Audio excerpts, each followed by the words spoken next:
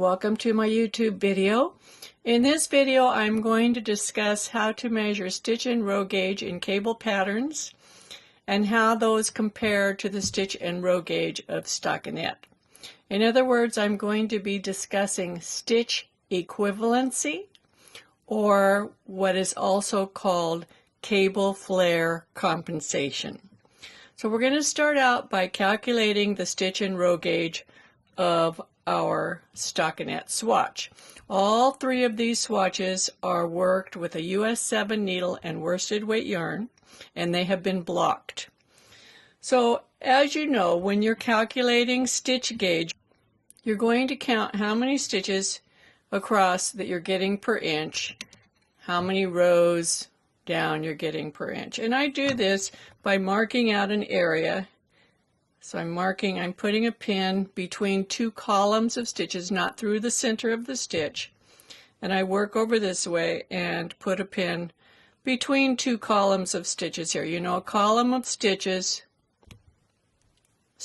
look like V's. Here is a stitch. It looks like a V. This is not a stitch. This is an upside down V. This is in between the columns of stitches. This is a column of stitches. This is a column of stitches. This is not a column of stitches. It's between the two columns, just to be clear what we're talking about. So I put my two pins, one on each side, and then I'm going to count how many stitches there are between the pins. 1, 2, 3, 4, 5, 6, 7, 8, 9, 10, 11, 12, 13, 23 stitches. I'm going to measure the distance. I get 4.5 inches. So we would go to our trusty calculator. We would put in 23 divided by 4.5, and we're getting 5.111111 stitches per inch. We're going to round that to 5 stitches per inch. We'll do the same thing for finding the rows per inch. I'm going to put a pin underneath a stitch under both legs of one stitch. You can see how the pin is under both legs. And I'm going to put another pin down towards the bottom.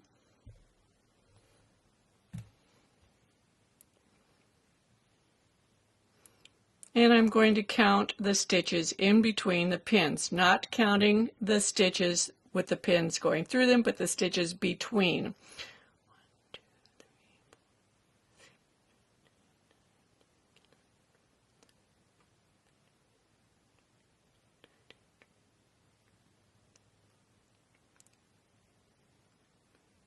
30. I get 30 rows, and I'm going to measure that. It's 4 1/4. So we go to the calculator. 30 divided by 4.25 equals 7.05 rows per inch. So for this fabric, I'm getting 5 stitches and 7 rows per inch. Let's remember that. Let's take a look at this fabric. Now for the stitches, we can count the stitches in a cable pattern from the chart. Sometimes it's actually easier to count the stitches on a chart rather than in your knitting, especially in more complex patterns. But we know that this is a set of 4 stitches and this is a set of 4 stitches. So this cable is 8 stitches wide, and there are 2 purls on either side. This is 4 stitches plus 2 purls, 4 cable stitches, 2 purls, etc.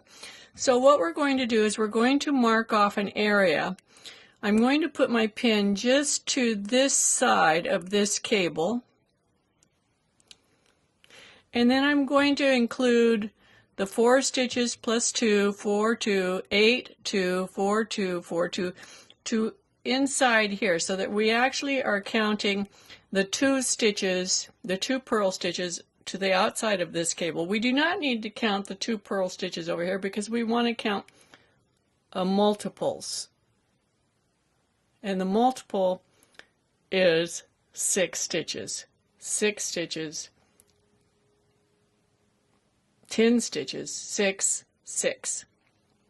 We're going to measure that. That measures 4.5 inches. And we know it's 6, 12, 22, 28, 34 stitches. 34 stitches measures 4.5 inches. 34 divided by 4.5 equals 7.55 stitches to the inch. And in the stockinette, we're getting 5 stitches to the inch. So our stitch equivalency is that 7.5 stitches of this cable pattern is equal to 5 stitches of this.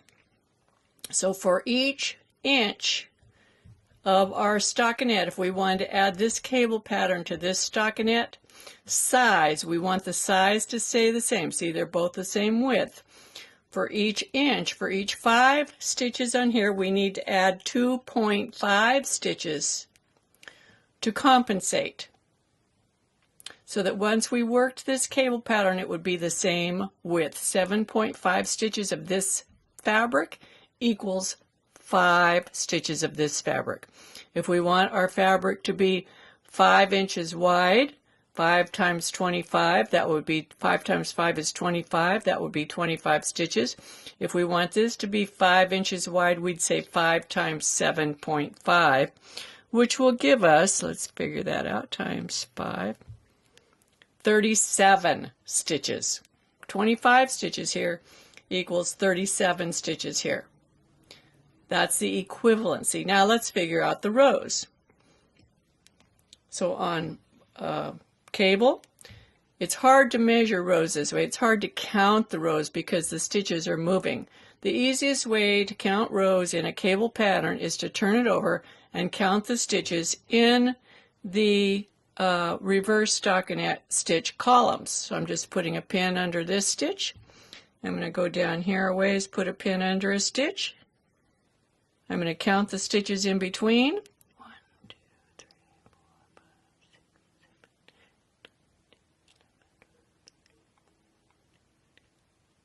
7, 28 rows.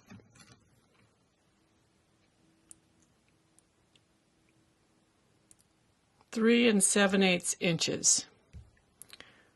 28 divided by 3.875.